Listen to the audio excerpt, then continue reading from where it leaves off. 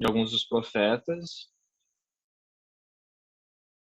E vai ser dividido em 4 partes, mas vai ser um vislumbre, assim, né? A gente não conseguiu entrar em tanto detalhe na vida de cada um dos profetas, que é muita coisa, mas a gente vai tentar dar uma vista superficial, porque na fé Bahá'í a gente acredita na progressividade, né, da religião. Todos os profetas estão conectados, então a gente queria demonstrar um pouco isso, e olhando uma visão um tanto histórica, mas também focado mais nos manifestantes deles próprios, né? Não tanto na religião deles, mas sim na história deles.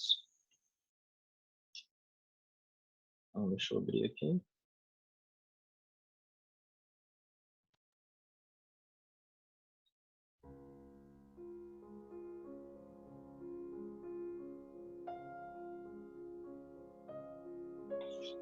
Então, os manifestantes de Deus. Os métodos modernos de comunicação e transporte mudaram o mundo e colocaram os povos da Terra em contato direto uns com os outros. As velhas barreiras geográficas que separavam a humanidade desapareceram completamente. Chegou a hora em que é essencial que as barreiras espirituais e psicológicas também desapareçam. Nesta época, há uma grande necessidade de ampliar nossa compreensão da família humana e das principais religiões que ela professa, a fim de preparar o caminho para a compreensão e unidade do mundo, que são imperativas. Durante séculos e milênios, a religião que deveria unir foi uma fonte inesgotável de divisão, preconceito e discórdia. Em todas as partes do mundo hoje, as pessoas honraram um ou outro dos mensageiros divinos, também conhecidos como os manifestantes de Deus. Em algumas regiões, eles reverenciam a Cristo, em outros Krishna, Zoroastro, Buda, Maomé e outros guias espirituais. No entanto, as pessoas geralmente não consideram que os mensageiros se relacionando entre si. Eles foram considerados rivais, competindo entre si pela reverência do mundo. Eles imaginam que, ao aceitar a revelação de um, é necessário negar a revelação dos outros, não reconhecendo que a luz procede de uma fonte em comum, que é Deus. Que nem nessa imagem, né, as margens do rio vão para o mesmo oceano. Os mensageiros de Deus nunca falaram mal uns dos outros. O antagonismo originou-se na mente dos seus seguidores. Os mensageiros ensinam a mesma verdade essencial, que é trilhar um caminho comum, todos iluminando o mundo.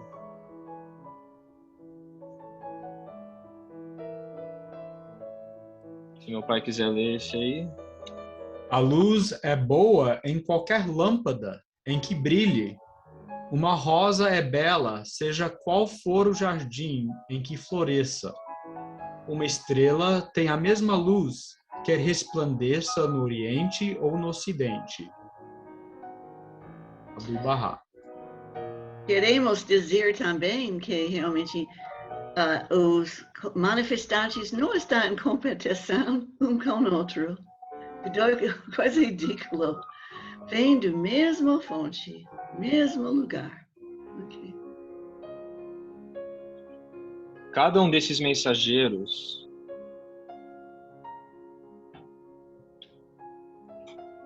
dá vida ao mundo humano, faz progredir a inteligência, vivifica as almas, lança as bases de uma nova existência, reúne nações e religiões sob um mesmo padrão, livra o homem do reino das imperfeições e dos vícios e o inspira com o desejo e a necessidade de perfeições naturais e adquiridas. Certamente, nada menos que um poder divino poderia realizar uma obra tão grande. Cada um deles é um espelho de Deus. que nada reflete, senão seu próprio ser, sua beleza, seu poder e sua glória, se quiserdes compreender. Palavra de Bahá'u'lláh. As verdades espirituais e as leis sociais que os manifestantes de Deus revelam sempre atendem às necessidades da época em que cada um aparece. Os ensinamentos, que são de natureza progressiva, pretendem guiar gradualmente a humanidade em direção às alturas divinamente prometidas de um glorioso destino coletivo. Vamos começar a falar agora de Krishna, um dos manifestantes que a gente tem informação ainda, né? Que existe, a gente acredita que existe manifestantes antes de Krishna, mas a gente não tem tanta informação. Então, vamos primeiro olhar para Krishna, né? Uma manifestação que apareceu na Índia há 5.000 anos atrás. Krishna era santo e sábio, belo e tinha uma natureza doce, gentil e amorosa. Ele realizou muitos milagres e inspirou o desenvolvimento espiritual entre muitos seguidores por meio da influência de seu poder celestial, da beleza de seu espírito e de sua divindade e majestade. Por causa da antiguidade do período, muito pouco se sabe realmente sobre a vida e a sua revelação, como no caso de outros manifestantes de Deus que não escreveram seus ensinamentos com suas próprias mãos. Foram repetidores treinados que transmitiram os ensinamentos oralmente de geração para geração por muitos anos, até que eles foram finalmente gravados por escrito. A regra de ouro para os seguidores de Krishna, ou os hindus, como são conhecidos hoje, é: a verdadeira lei é respeitar e lidar com as coisas dos outros como se respeitaria e lidaria com as suas. O maior objetivo daqueles que professam o hinduísmo é alcançar o nirvana, ou união com o espírito eterno, que é descrito como uma força tão misteriosa, inefável, infinita, que não pode ser imaginada em toda a sua magnificência e glória, e cuja nenhuma mente humana pode conceber. Assim, os hindus perseguem esse objetivo por meio de Krishna, como um mediador divino, que havia aparecido em forma humana. Os hindus aspiram à sua meta de união com Deus por meio de rituais, bem como pela prática da ética hindu, como pureza, serenidade, desapego das coisas mundanas, a veracidade, a caridade e a compaixão por todas as coisas vivas. A atividade religiosa do hindu é praticada principalmente em sua casa. Cada refeição, por exemplo, é um ato religioso. Também é investido bastante tempo ouvindo literatura religiosa, que é lida em voz alta ou recitada. Ele ensina a permanência e a força do vínculo que une o marido e a mulher, que é baseado na afinidade espiritual ao invés da inclinação carnal. O Bhagavad Gita, o livro principal de Krishna, significa a canção de Deus. É um diálogo entre o grande Senhor Krishna e um príncipe de grande alma, Arjuna, sobre dever, divindade e destino. Mahatma Gandhi chama o Bhagavad Gita de uma alegoria em que o campo de batalha é a alma e os impulsos superiores do homem, Arjuna, lutando contra o mal.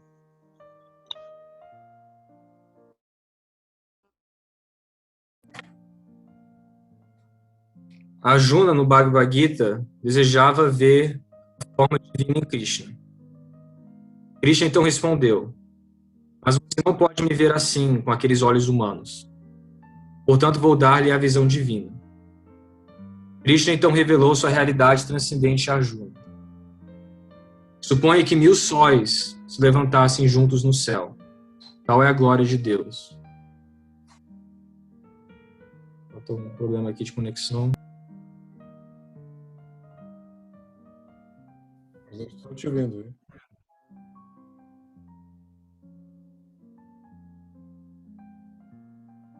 Alex?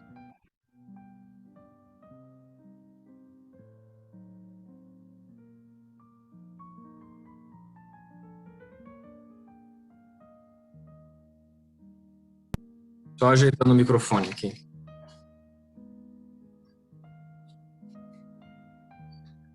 Vamos falar de alguns dos ensinamentos de Krishna. Estão conseguindo me escutar direito? Sim, ok. Pode continuar. Aquele que não adora a Deus não pode ser feliz neste mundo. O que então ele pode esperar de qualquer outro? Mas se um homem me adorar e meditar em mim com uma mente tranquila, devotando cada momento a mim, suprirei todas as suas necessidades e protegerei seus bens contra perdas. Um homem não deve odiar nenhuma criatura viva. Que ele seja amigável e compassivo com todos. Ele deve se libertar da ilusão de eu e meu. Ele deve aceitar o prazer e a dor com igual tranquilidade. Ele deve perdoar, estar sempre contente, ter autocontrole e estar constantemente unido a mim em sua meditação. Sua resolução deve ser inabalável. Esse devoto é muito querido para mim. O inferno tem 3 portas: desejos terrenos, raiva e ganância. Isso leva à ruína do homem. Portanto, ele deve evitar todos eles. Aquele que passa por essas portas escuras alcançou sua própria salvação. Ele alcançará o bem mais elevado, finalmente. Uma profecia de Krishna. Em cada época eu volto para entregar o sagrado, para destruir o pecado do pecador, para estabelecer retidão.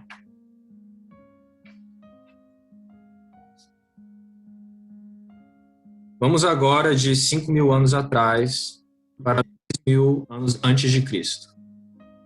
Abraão. Abraão nasceu na cidade de Ur, Mesopotâmia, na Ásia Ocidental, cerca de 2.000 anos antes de Cristo. Seu nome significa pai de uma multidão. Ele viveu em uma época em que as pessoas eram selvagens e ignorantes. As pessoas adoravam ídolos e acreditavam que faziam milagres. Eles frequentemente faziam sacrifícios humanos a esses ídolos, queimando pessoas vivas.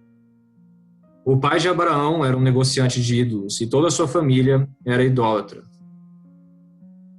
Abraão era bondoso e de coração puro, possuindo majestade espiritual, dignidade e o valor de um verdadeiro rei. Ele era dotado de um alto senso de retidão e justiça, que o distinguia dos outros em seu ambiente. E ele desaprovava fortemente a prática geral da idolatria. Então Deus deu a Abraão a missão divina para instruir o povo e elevar seu nível de espiritualidade e cultura. Abraão rejeitou vigorosamente todos os ídolos e destruiu o tantos quanto pôde. Ele disse para amar e obedecer ao Deus único e verdadeiro, o Deus invisível. Ele se opôs à sua própria nação e povo, e até mesmo à sua própria família. Sozinho ele resistiu a todos eles.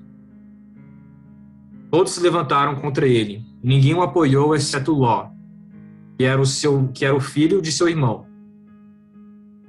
A missão de Abraão exigia um heroísmo extraordinário. Era extremamente difícil convencer o povo da diferença entre o poder dos ídolos de barro e o poder do Deus único. O governante daquela época era o rei Nimrod.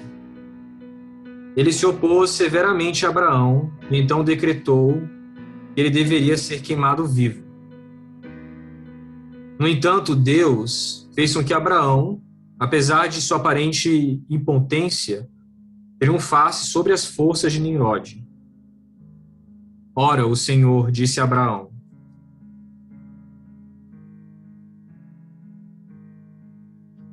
Eu farei de ti uma grande nação.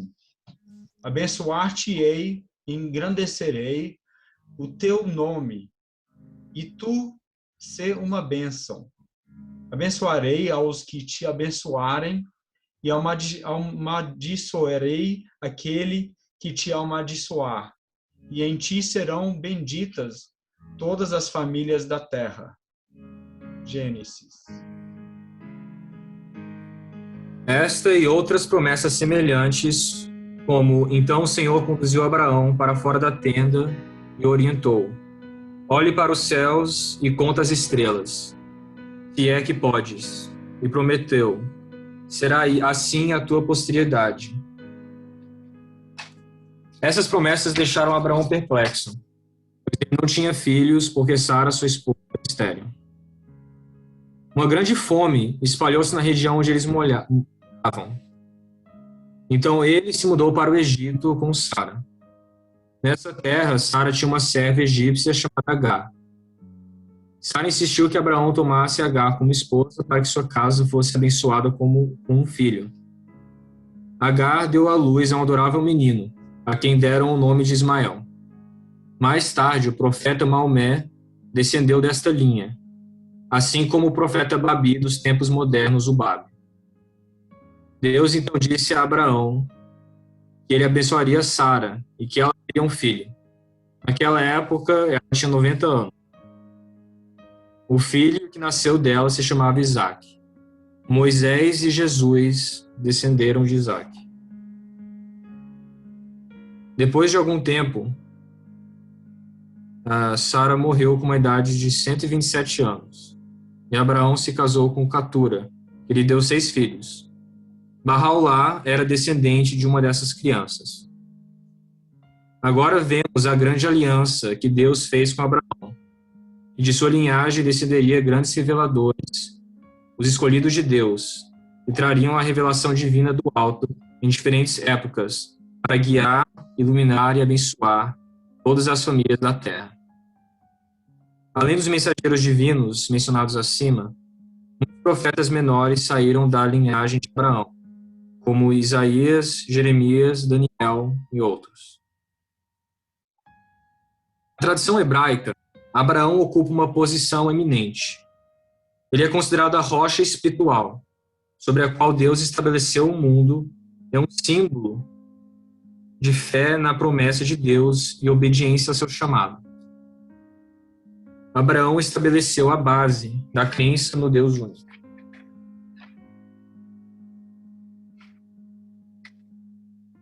Quinhentos anos depois, o Moisés surgiu. E como o Krishna tinha falado, bem após ele virá outro, e assim adiante.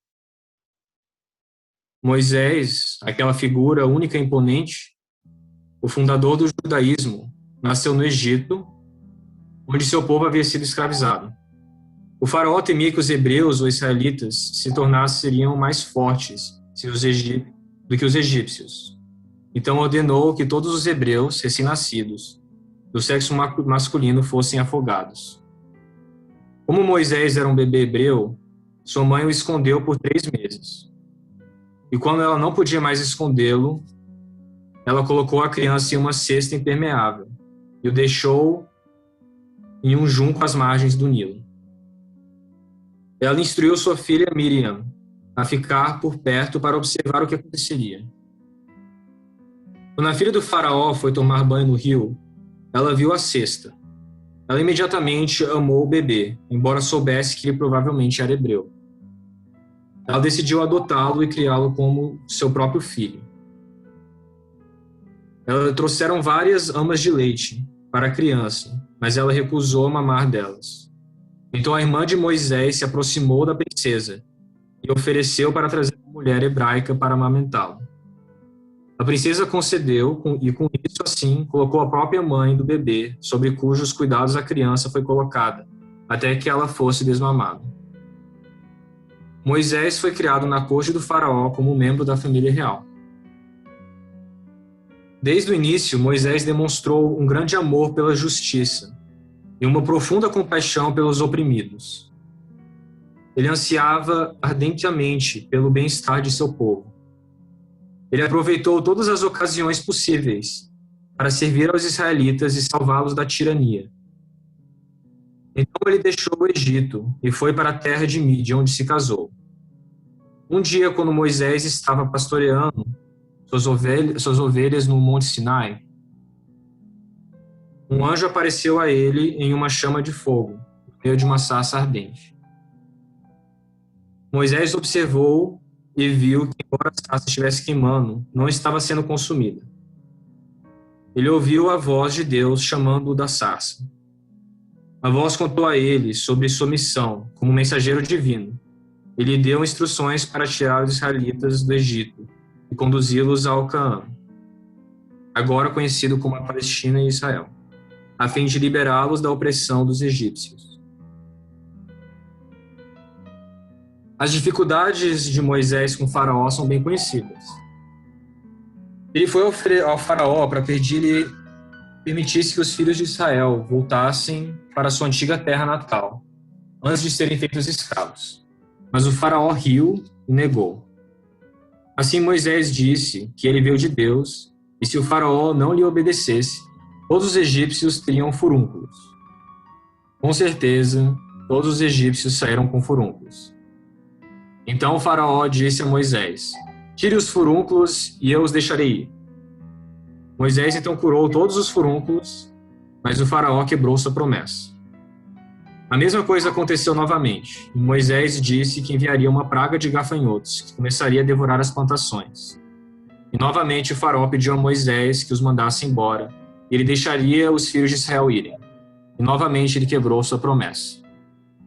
Em seguida vieram as tempestades de granizo, e em seguida milhões de sapos.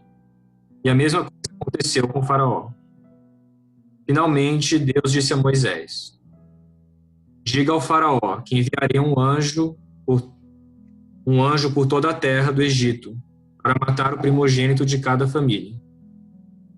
Moisés disse aos filhos de Israel para ficarem dentro de casa naquela noite, e fazerem uma marca nas portas, na frente de suas casas, para que o anjo da morte soubesse não entrar em suas casas e deixá-las passar. Tudo aconteceu exatamente como Moisés disse que aconteceria, e até hoje os descendentes dos filhos de Israel se lembram daquele dia e chamam de Páscoa. Agora o Faraó temia por sua própria família e disse a Moisés para ir. Então todos eles começaram, uma grande multidão de mães, pais e filhos, a partir para a terra do Canaã. No entanto, quando chegaram ao Mar Vermelho, não sabiam como atravessar e não tinham barcos. O desespero aumentou porque eles souberam que o Faraó havia enviado suas tropas atrás deles para trazê-los de volta. Assim todos se voltaram a Moisés. Ele ergueu seu cajado e agitou sobre a água. Imediatamente uma estrada seca foi feita através do mar, e todos os filhos de Israel passaram com segurança para o outro lado. Nenhum deles ao menos se molhou. As tropas do Faraó então chegaram à costa e começaram ao longo da estrada que Moisés havia feito. Mas quando chegaram ao meio, a estrada desapareceu e todos caíram no mar. 3 meses depois de deixar o Egito, quando Moisés estava no Monte Sinai, ele revelou os 10 mandamentos e muitos outros ensinamentos que formaram a base do judaísmo. O êxodo dos israelitas, sob a liderança de Moisés, levou 40 anos. Eles foram a pé para tentar chegar à terra prometida. Era difícil manter a ordem e a disciplina entre 46 mil pessoas. Alguns deles ficaram descontentes e desobedientes às leis que ele havia revelado. Devido às suas desobediências, Deus os puniu, negando-lhes o tão esperado momento de sua chegada à terra prometida. Nesse ínterim, cresceu uma nova geração, obediente às leis de Moisés e à vontade de Deus, que adquiriu a maturidade espiritual que os tornou dignos de se estabelecerem na nova terra. Moisés faleceu exatamente quando eles estavam finalmente se aproximando da terra prometida. Ele faleceu no topo de uma montanha, onde ele podia ver a terra prometida, mas que ele nunca alcançou. Como Abdu'l-Bahá disse, seu povo foi assim elevado da mais profunda degradação às alturas da glória. Fora cativo, tornou-se livre. Era um dos mais ignorantes entre os povos. Veio a ser o mais sábio. Graças às instituições estabelecidas por Moisés, este povo alcançou uma posição que os enobreceu entre todas as nações, e sua fama estendeu-se por todas as terras, a tal ponto que as nações vizinhas, se alguém queria elogiar um homem, dizia, certamente, ele é israelita. Moisés estabeleceu a lei religiosa e a lei civil. Essas deram vida ao povo de Israel, levaram-no ao mais alto grau de civilização possível naquela época. Tão grande foi o desenvolvimento atingido por esse povo, que os sábios da Grécia vieram a considerar os homens ilustres de Israel como modelos de perfeição.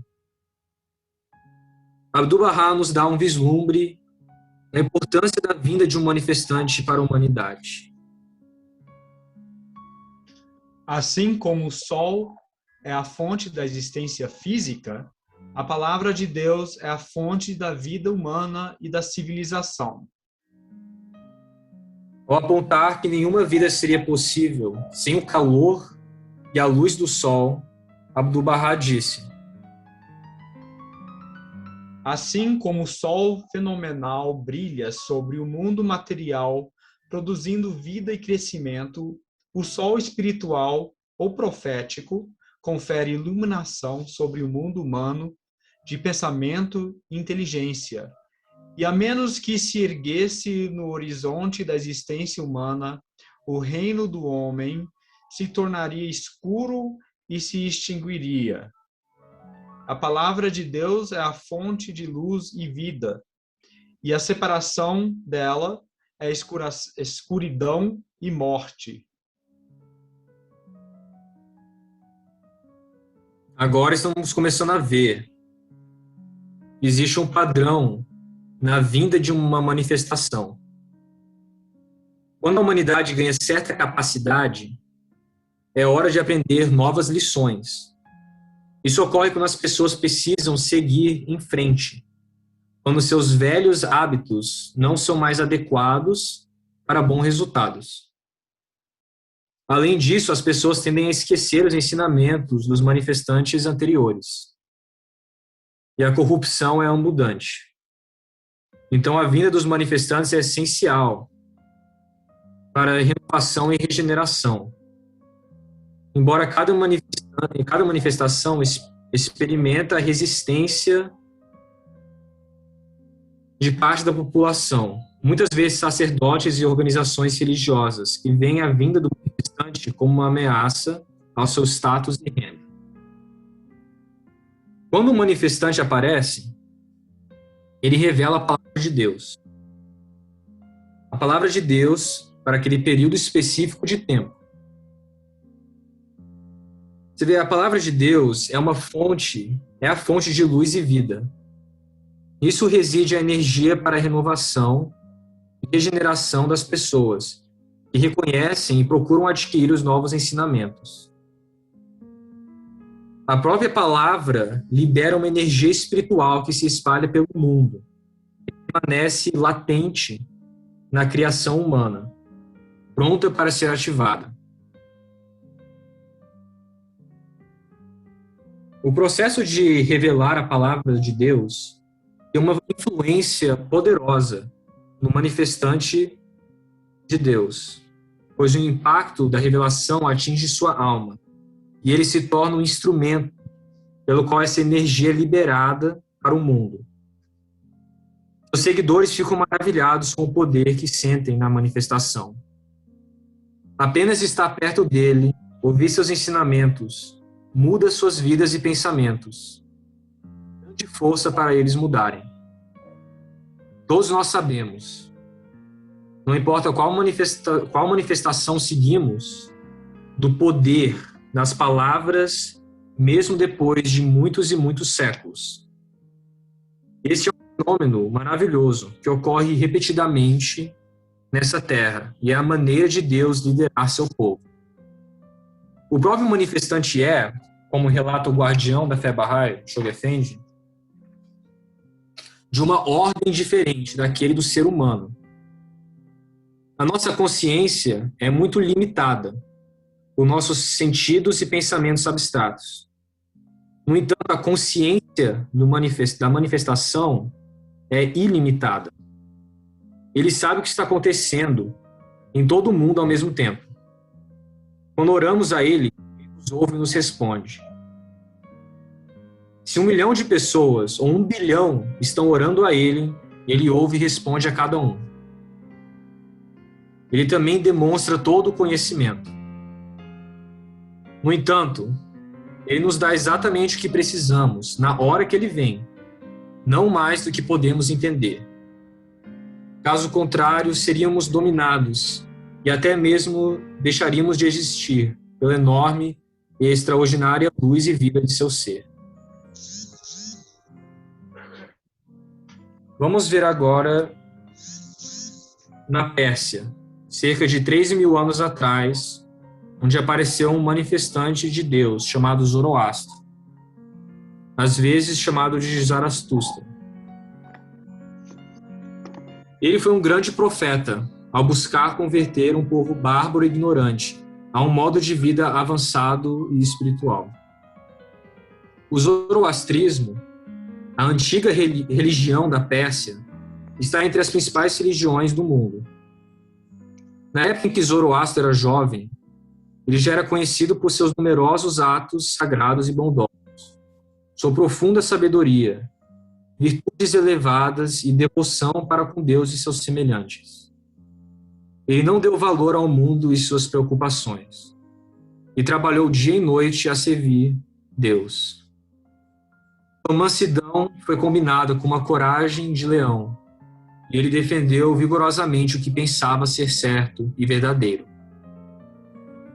As pessoas entre as quais Zoroastro apareceu eram adoradores de natureza primitivas e grandes crentes na magia. Essas crenças existiam até mesmo entre sua família. Ele não estava de acordo com as suas práticas e ideias pagãs e supersticiosas, e se opôs firmemente a seus falsos conceitos. Isso criou grande animosidade em relação a ele, e houve muitas tentativas mal sucedidas contra a sua vida. Quando Zoroastro tinha 30 anos, ele foi iluminado por sua divina revelação, que foi iniciada por uma série de 7 visões. A fé zoroastriana ensina que todo o universo é dominado por 2 forças primordiais, o bem e o mal. E a tarefa do homem é escolher entre elas, em sua vida diária. O campo de batalha é este mundo, e o conflito continuará até que finalmente o mal seja conquistado pelo bem. Então haverá uma ressurreição espiritual geral, um julgamento final, seguido por uma era sem fim de paz universal. Zoroastro deu ensinamentos para ajudar o homem em seu conflito e superar as forças das trevas do mal com a luz do bem. No início, Zoroastro achou extremamente difícil converter as pessoas à sua religião. Ele enfrentou grande oposição e em 10 anos de ensinamento, ele fez apenas um crente, seu primo. Durante esse período, as exortações de Zoroastro eram como uma voz no deserto. Ele foi perseguido e tratado com hostilidade por padres fanáticos. No entanto, Zoroastro persistiu em cumprir sua missão dada por Deus. Ele realizou curas e milagres e pregou constantemente seus nobres ensinamentos. Os príncipes governantes recusaram-se a lhe dar qualquer apoio ou proteção, e ele foi até preso, porque sua nova mensagem perturbou as tradições e as mentes dos súditos. Mas então, Zoroastro teve sucesso em influenciar o rei, Vistaspa, e se tornou um fervoroso seguidor de sua fé. Este foi um ponto importante em sua missão, e é o início de uma rápida disseminação dos ensinamentos de Zoroastro. A corte real seguiu os passos do rei, e o zoroastrismo tornou-se a religião principal da Pérsia. Isso trouxe uma grande reforma social, religiosa e até política em toda a nação, e produziu uma tremenda transformação entre o antigo povo da Pérsia, bem como uma civilização brilhante, eventualmente produzindo o poderoso Império Persa. Disse que o general mais famoso, Ciro, era um crente fervoroso do zoroastrismo. Alex, só uma colocação. Como a gente está passando um pouco do tempo, só queria confirmar contigo, vai quanto tempo? Para terminar, porque normalmente é esse mesmo, é meia hora, e depois meia hora de comentários. Aí eu queria ver contigo. Seria apropriado a gente dar uma pausa, então, e continuar na próxima sessão? Porque como a gente tem mais 4 sessões aí... Eu estou acabando o Zoroastro aqui. E ele é o último já. É o último? Ah, tá bom. É. Se for o último, então, avança. E aí a gente dá uma pausa e permite que os amigos comentem, perguntem, e a gente continua na sessão seguinte.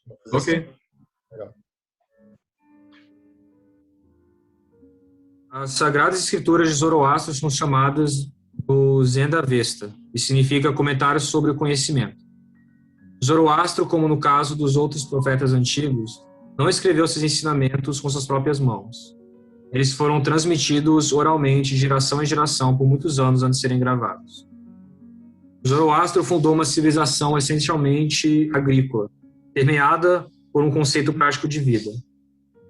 Ele entrelaçou princípios da astronomia como ensinamentos filosóficos e religiosos. Ele ensinou que na luta do homem entre o bem e o mal, Deus está sempre no lado do bem. A essência dessa religião é a ação e trabalho. Zoroastro assinalou que a laboriosidade e o trabalho são atos sagrados.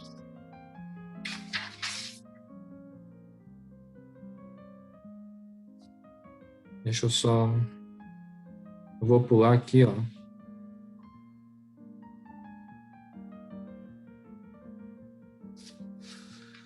Esses seres sublimes, que são mais homens do que homens, são as figuras-chave da história, pois foram eles que deram impulso à principal marcha do progresso da raça humana. A civilização ou ordem social é baseada na ética.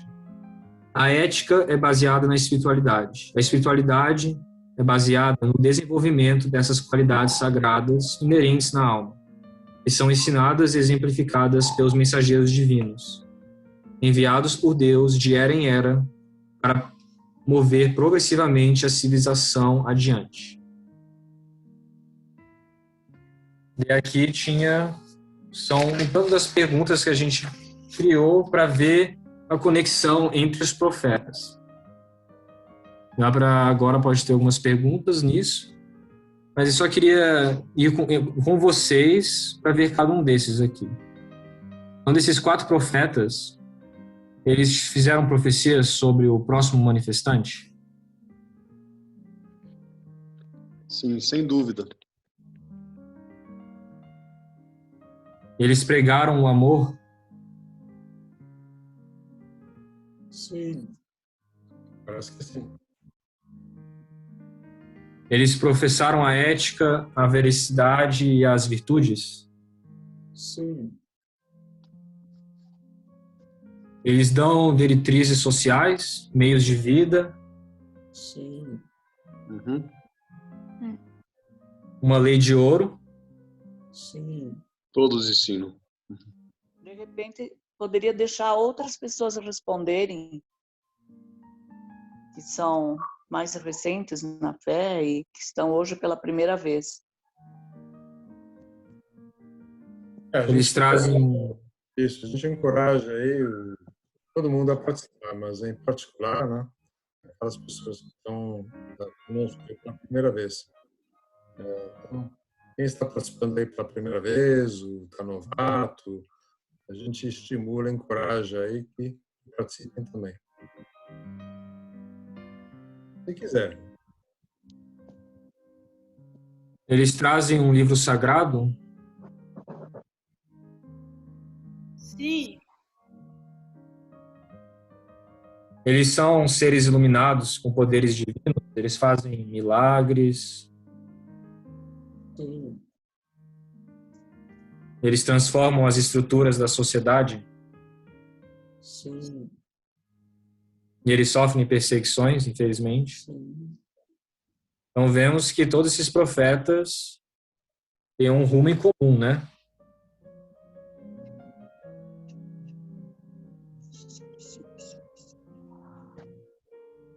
Todos eles A gente são... pode, Oi, pode falar. Henrique, a gente pode deixar aberto para perguntas das pessoas. As pessoas querem fazer perguntas. Com certeza, esse era o fim aí. Obrigado, Alex. Obrigado aí pela apresentação e nos levar aí essa viagem aí pelas vidas aí dos primeiros manifestantes, os mensageiros, né? Obrigado, muito obrigado. Claro que essa é apenas a primeira parte, né? Tem umas 3 partes aí que vão ser apresentadas nas semanas que vem. Bom, então a gente abre a sessão agora para perguntas gerais aí, comentários, né? Relembrando mais uma vez, né? A gente costuma encorajar os que estão participando talvez pela primeira vez, ou segunda vez, enfim, né? A gente prioriza eles sobre os macacos velhos que somos nós, os que participam já há mais tempo aí nessas reuniões. Quem gostaria de fazer uma pergunta, alguma colocação, algum comentário? Pode falar, porque senão o nosso participante aí, o Hulk, vai voluntariar alguém aí, com certeza. Tá bem? Eu já estou voluntariando a Deise Alves. Então manda. Vamos lá, Deise. Deise, você está nos ouvindo aí? Opa, você está em mudo, Deise. Você tem que abrir o microfone aí. A gente não está te ouvindo.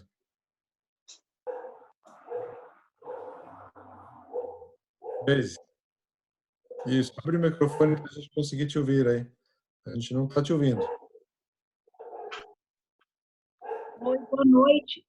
Boa noite. Opa, Boa noite. bem-vinda. O que você achou da apresentação? Eu cheguei um pouquinho atrasada, que eu estava chegando da caminhada, eu perdi o horário. Não tem E eu problema. peguei só um pouquinho. Não tem problema, não tem problema. O que você achou? Eu gostei. Gostei. A Georgina já tinha começado a conversar um pouco comigo mais cedo, né? Beleza. E aí eu cheguei correndo Legal, legal, para legal. acompanhar.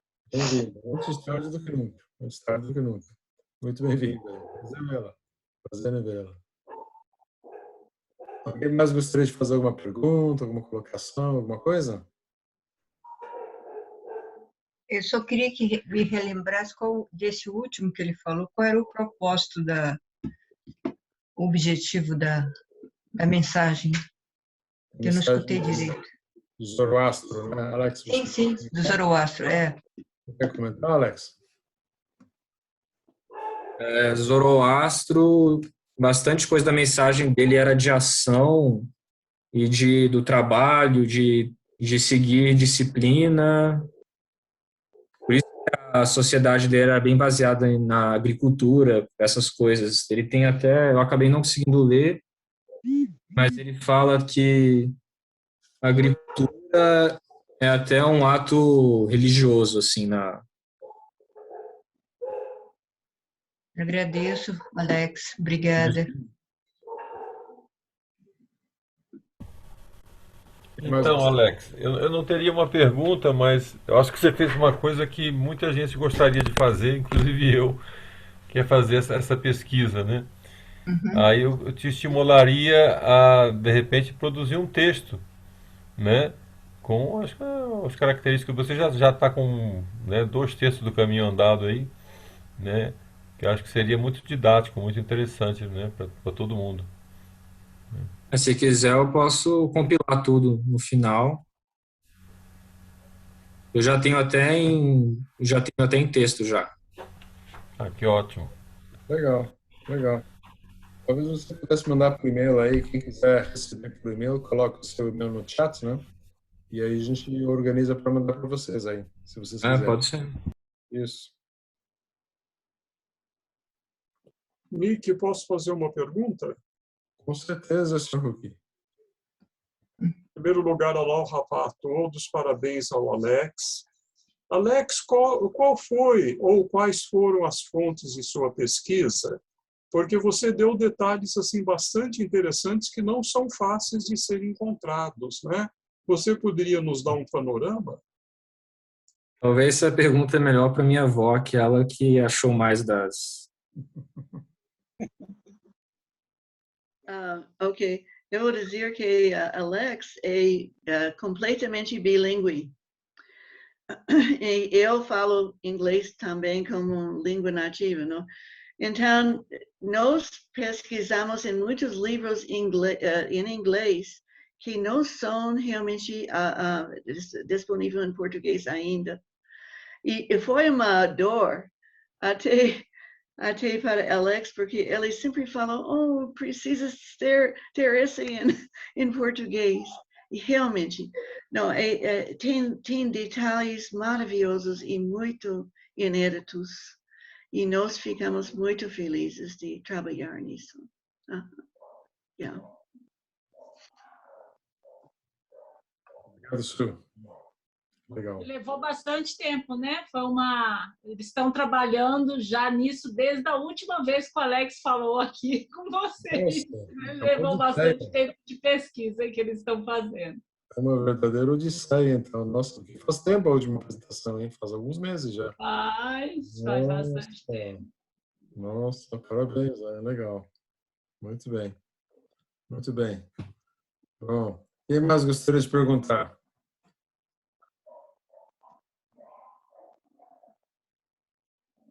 Boa noite. Tem uma pergunta no chat, por favor.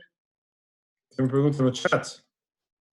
Ah, desculpa, perdão. Tem razão, tem razão. É. A pergunta é a seguinte, eu vou ler, tá? Eu vou ler. A pergunta é assim, por favor, pode esclarecer a diferença entre mensageiro de Deus e profeta? Qual a diferença entre mensageiro de Deus e profeta?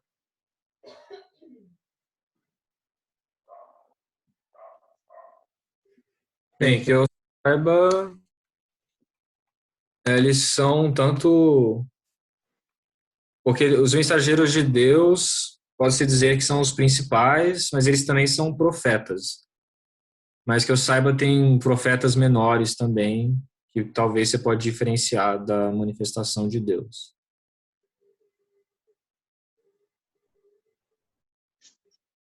Alguém mais quer fazer algum comentário, algum esclarecimento sobre essa pergunta? A diferença entre mensageiro de Deus e um profeta?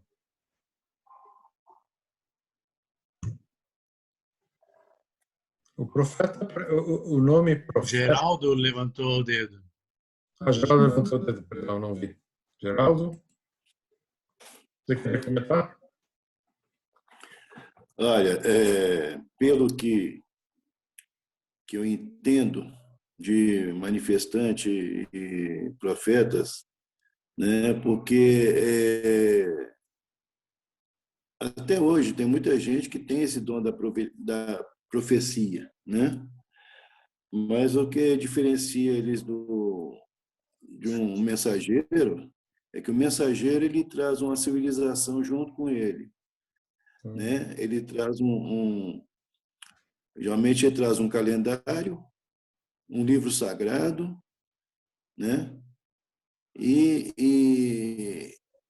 é como a flauta, que é tocada em diversas épocas, né? E Deus toca essa flauta.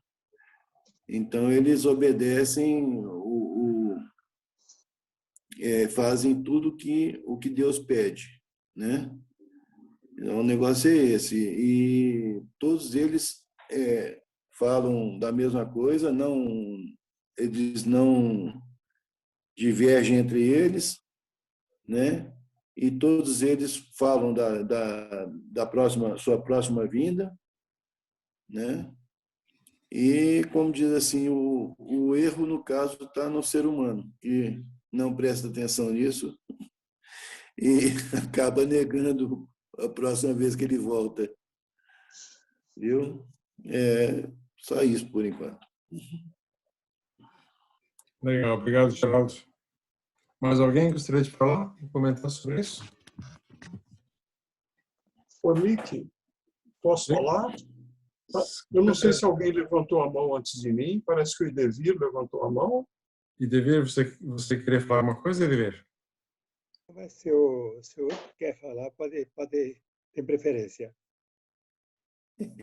Vamos, fala, Idevir. Fala, Idevir. Você queria dizer alguma coisa? Uma pequena colocação, parabéns para vamos dizer, o trio, né? Porque na verdade eram 3 que estavam se revezando.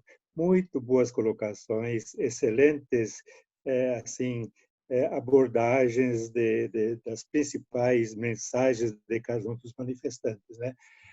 A colocação que me ocorre aqui agora é o seguinte: manifestante divino é aquele que vem como se fosse representando Deus. É Deus que está no meio da humanidade. Esse é o manifestante. Ele não tem vontade própria, porque tudo que ele faz é como se estivesse ecoando a voz do Criador através dele. Então, ele manifesta Deus entre os homens. Ele segue vamos dizer, a linha do Criador. Ele está no lugar do Criador. E profeta, agora ele tem luz própria. Ele tem a iluminação divina. E depois vem, em sequência, pessoas que recebem luz dele e seriam, então, profetas melhores, mas estão dentro daquele tempo, daquela influência, daquele manifestante que o antecedeu, que criou um novo período para a história da humanidade. Então, só uma perguntinha que eu gostaria, se o trio que fez a apresentação ou alguém mais pudesse responder, deixaria uma pergunta aqui: se Adão foi um manifestante divino? Boa pergunta. Quem gostaria de responder essa? O Nick, eu não sei se alguém levantou na minha frente, mas Bahá'u'lláh diz que Adão não foi o primeiro homem. Bahá'u'lláh diz que Adão foi o primeiro profeta. É um profeta, né? Mas não o mensageiro de Deus. Eu diria que o primeiro manifestante de Deus foi. Não foi um profeta, ele foi um manifestante de Deus, como Jesus, como Bahá'u'lláh, enfim. Sem dúvida, não? Adão foi o primeiro. Foi o manifestante. Então, ele tem sido um manifestante de Deus e não um profeta, é isso? Ok. Eu gostaria de acrescentar uma coisa. Posso falar, né? Com certeza, Jorge. Pode. Então, porque desde os primórdios da humanidade sempre houveram manifestantes e profetas. E o manifestante de Deus, na verdade, é como o Idevir falou, é o manifestante de Deus na Terra, para aquela época, para aquele tempo, de acordo com a evolução da humanidade daquela época. Não que eles não saibam muito mais, né? Por exemplo, Cristo, né? Na época que ele veio, ele sabia tudo, né? Porque como filho de Deus aqui, né, na Terra, com um corpo humano, mas com conotação divina. Então, ele sabia, mas ele veio de acordo e falou de acordo com o povo daquela época. E claro que as mensagens de todos os mensageiros fazem parte de um plano divino para a humanidade.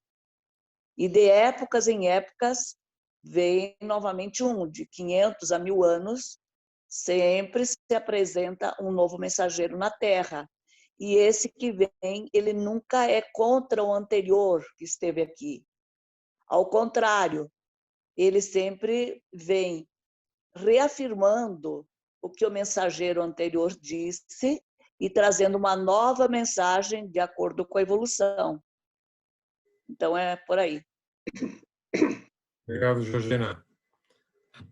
Queridos, bom, que bom que a gente tem mais 3 sessões aí depois dessa, né? Essa é a primeira, mas vai ter mais 3 aí. Parte 1 é hoje, parte 2 vai ser na semana que vem. Eu acredito, Alex, que vai se falar sobre Cristo e Maomé, entre outros manifestantes. Buda, Cristo e Maomé. Legal, beleza. Que bom que essas sessões vão continuar. Então vamos ter muito mais perguntas e esclarecimentos e vamos desvendar aí mais mistérios aí sobre essas manifestações maravilhosas. Muito legal, muito legal. Bom, gente, chegamos aí ao final aí da nossa sessão. E, Marcos, que Eu bom só que queria, Nick, só um minutinho, querido. Eu queria pedir para todas as pessoas que recebem esses convites que a gente manda, que eles compartilhem com seus amigos, com grupos, né, de pessoas que estão ao seu redor, no trabalho, ou vizinhos, quem sabe. Isso mesmo, isso mesmo. Divulguem. É bom participar, mas o melhor ainda é divulgar, compartilhar, falar, sabe? Todos aí que vocês puderem, amigos, filhos, etc. Nick, lembrando que é para todas as faixas etárias, né? Pode chamar os grupos de jovens, pré-jovens. Crianças. É interessante para eles estarem sabendo os assuntos que sempre são tratados aqui, né? Crianças até 90 anos de idade, com certeza. Eu só queria compartilhar também uma coisa, que no último Farside, a minha irmã estava com 2 crianças junto dela e que não tem religião nenhuma, essas crianças, e elas adoraram o Farside e deram a opinião dela. Vou falar nisso. Cadê a Dori? Parece que ela não veio hoje, né? Eu não vi a Dori. É a primeira vez que a Dori falta, hein, Georgina? Eu vou daqui a pouco ligar para ver. Vê se ela está bem aí, vê se ela está bem. De repente ela está mal, está doente, alguma coisa, né? Sei lá. Bom, pessoal, terminamos aí hoje, mas o Max, você chegou na hora certa, rapaz. Nós estávamos sentindo falta. Né? E we were missing you, man. We were missing you. Você está com violão aí pra gente? Max, você está com a gente ainda? Espero que esteja aí. Oi? Max. É tua hora, rapaz. É tua hora. Você tem vontade de tocar violão um pouco? Sim, sim. Maravilhoso. Então, por favor. Só um minutinho. Deixa eu pegá-la. Legal.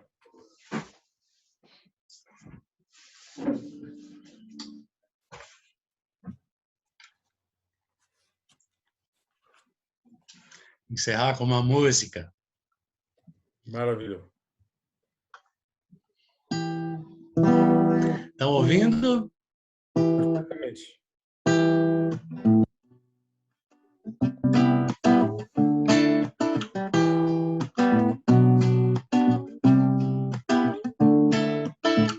Nós somos Bahais, nós somos da paz, nós somos do dia do amor, do dia da flor, do dia alegria. Nós somos Bahais, nós somos da paz, nós somos do dia de Deus, do dia dos céus, do dia dos dias. O mundo é melhor, sabemos de cor o que nos norteia. O mundo é melhor, o mundo é maior do que o que nos rodeia. É o amor que nos governa, a glória de Deus nos céus, na terra, e nesse amor que nos traz o mundo, renascemos em um segundo.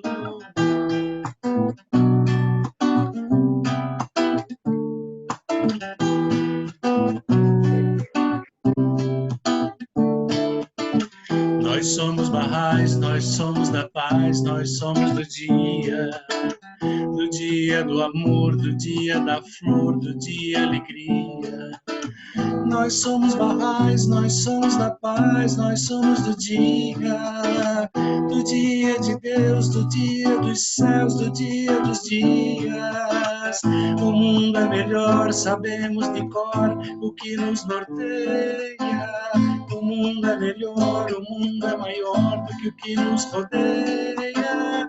É o amor que nos governa, a glória de Deus nos céus, na terra, e nesse amor que nos traz o mundo, renascemos em um segundo.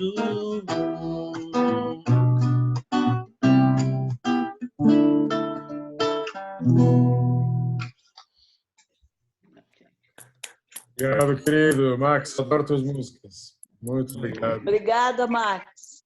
Tudo de Obrigado, bom, gente. Alex. Até o próximo. Obrigado, queridos todos. Maravilhoso fim de semana. Até a Boa próxima. semana a todos. E até sexta-feira que vem, se Deus quiser, com a parte 2 aí dos manifestações de Deus. Muito obrigado. Tchau, Tchau. Gratidão. Tudo de bom. Tchau para todos. Abraços a todos. Abraço.